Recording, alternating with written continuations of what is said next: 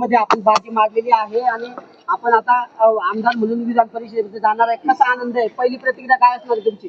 आता ज्या ठिकाणी मान्य निवडणूक निर्णय अधिकाऱ्यांनी या ठिकाणी निर्णय जाहीर केलेला आहे आणि या ठिकाणी महायुतीचा भरघोस मतांनी या ठिकाणी विजय झालेला आहे.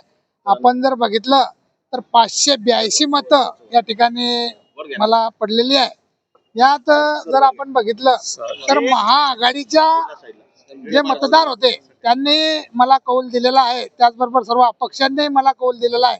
खरोखर त्यांचे या ठिकाणी मी आभार मानतो. परंतु या ठिकाणी एक गोष्ट पक्की झाली की या महाराष्ट्रातील आणि या देशातील जे महायुतीचं सरकार आहे, या महायुतीच्या सरकारवर आज या जळगाव जिल्ह्यातील सर्व मतदारांनी विश्वास ठेवून त्या ठिकाणी आम्हाला कौल दिलेला आहे. मतं सुद्धा तुमच्या गळाला लावण्यात तुम्हाला यश मिळाल्याचं पाहिलं. महाविकास आघाडीच्या मतांचं मी आधीच सांगितलं की आदरणीय शरद तायडे यांना 17 मतं या ठिकाणी पडलेली आहे.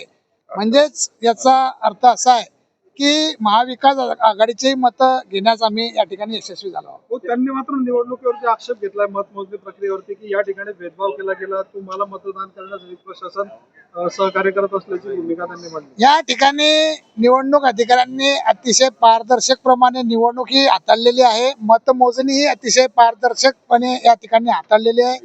शरद भाऊंसोबत मीही त्या ठिकाणी होतो उपस्थित. या ठिकाणी अतिशय पारदर्शकपणे हा सर्व कार्यक्रम झालेला आहे. धनशक्तीचा विजय म्हणतात ते. धनशक्तीचा कुठेही या ठिकाणी विजय नाही. सर्व मतदारांनी या ठिकाणी महाराष्ट्रात कार्यरत असलेले आदरणीय देवेंद्र फडणवीस साहेब यांच्या नेतृत्वाखाली, आदरणीय एकनाथ शिंदे साहेब, आदरणीय आमच्या सुनित्रा पवार ताई यांच्या नेतृत्वाखाली महायुतीच्या सरकारला या ठिकाणी कौल दिलेला आहे. या ठिकाणी शिंदे गटाच्या ज्या महिला आघाडी प्रमुख आहे त्यांनी म्हटलेलं आहे कुठेतरी आमचा विश्वासघात झालेला आहे. नाशकामध्ये आमच्या उमेदवारांनी या ठिकाणी काम केलं होतं, मात्र गोकुळ गीते त्या ठिकाणी विजय झालेला आहे. इकडे आम्ही महायुतीच्या उमेदवाराला पाठिंबा दिला होता. शिवसेनेच्या महिला आघाडीच्या अध्यक्षा ताईंनी इथे काय स्टेटमेंट केलं हे मला माहिती नाही, किंवा नाशिकमध्ये काय प्रकार घडला याची मला कल्पना नाही.